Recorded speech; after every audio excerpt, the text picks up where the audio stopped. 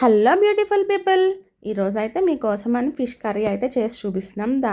దీన్ని కొయ్యంగా అంటారు.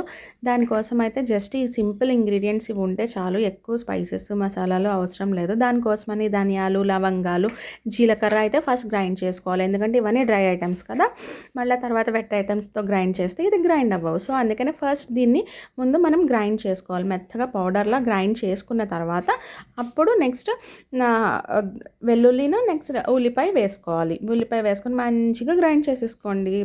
మంచిగా గ్రైండ్ చేసుకున్న తర్వాత ఒక ప్లేట్లోకి తీసుకొని అండ్ దీంట్లో అయితే 2 స్పూన్స్ కారం అండ్ 1/2 స్పూన్ ఏమో పసుపు అండ్ 2 స్పూన్స్ సాల్ట్ అయితే వేసుకొని బాగా మిక్స్ చేసుకోవాలి. ఇదైతే చాలా సింపుల్గా చేస్తారండి. మా అత్తయ్య చేస్తారు, బాగా చేస్తారు. మా పిల్లల ఫేవరెట్ కూడా. సో అందుకని మీకోసం అని చెప్పి చూపిస్తున్నాం.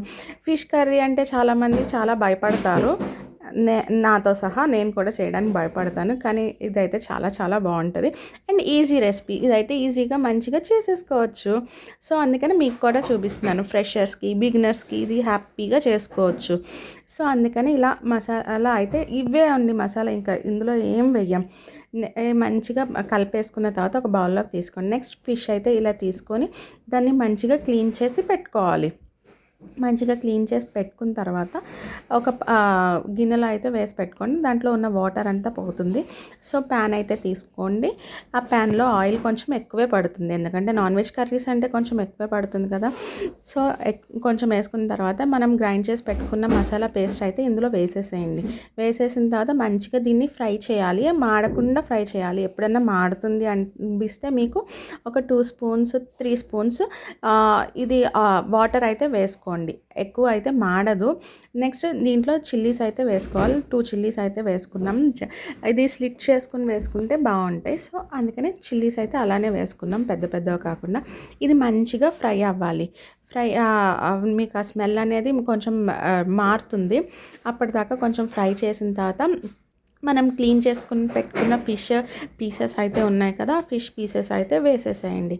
ఇదైతే కొంచెం మసాలా కొంచెం బాగా ఫ్రై అవ్వకుండా అయితే వేయకండి. స్మెల్ అయితే మళ్ళీ తేడా వస్తుంది. మంచిగా ఫ్రై అయిన తర్వాత మనకి స్మెల్ మంచిగా వస్తుంది. సో అప్పుడు ఫిష్ పీసెస్ అయితే వేసేసి చక్కగా దాన్ని కూడా బాగా కుక్ చేసుకోండి. కుక్ చేసుకుని అంటే ఎక్కువసేపు అవసరం లేదు, మనకి ఫిష్ ఎక్కువసేపు కుక్ అవ్వక్కర్లేదు.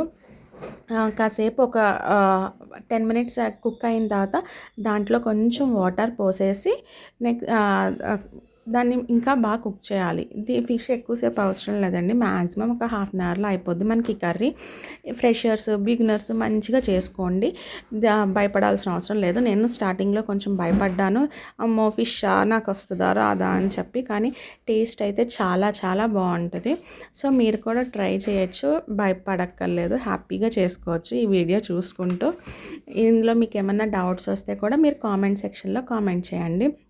నెక్స్ట్ ఫిష్ వేసేసిన తర్వాత మనం అయితే గరిట పెట్టి తిప్పకూడదు. సో అందుకని మనం ఇలా ఇది ఉంటుంది కదా, దాంతోనే తిప్పాలి. గరిట అయితే పెట్టకూడదు. జస్ట్ ఆ గిన్నె పట్టుకొని తిప్పండి అంతేగాని, ఆ హ్యాండిల్ పట్టుకొని తిప్పండి అంతేగాని గరిట అయితే పెట్టకండి. ఆ ఫిష్ పీసెస్ అనేది మీకు బ్రేక్ అయిపోతాయి.